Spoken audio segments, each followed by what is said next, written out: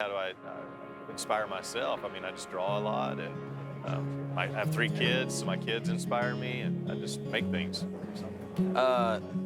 Alcohol, lack of sleep, caffeine. I don't know, it's just like my brain's been wired that way for so long, since I was a kid, always drawing and creating stuff. The things that informed my worldview, politically, culturally, ethically, those all factor into what inspires me, as well as just on a technical level, trying to keep up with my friends who are just like really gifted, talented people. Yeah.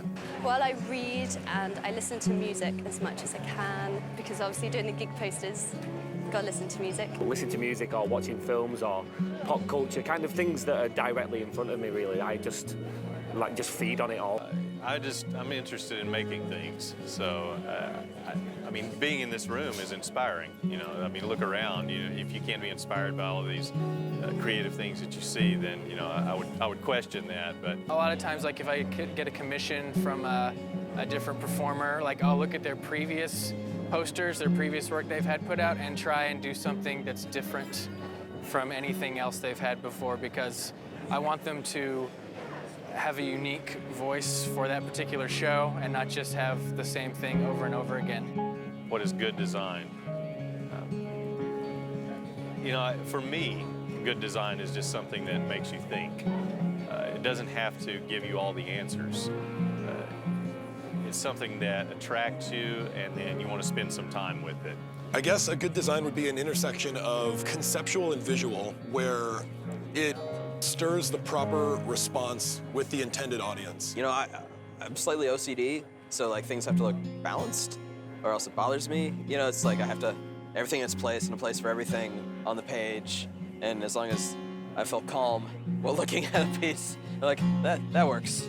Anything that has a unique voice and communicates some sort of idea or message, in my opinion. There's the difference between art, more kind of fine art, and design, I would say, is that there's always a purpose or a message to it. And I think anything that achieves that is considered good design. It's always good when it shows something about yourself through it. So something personal and genuine.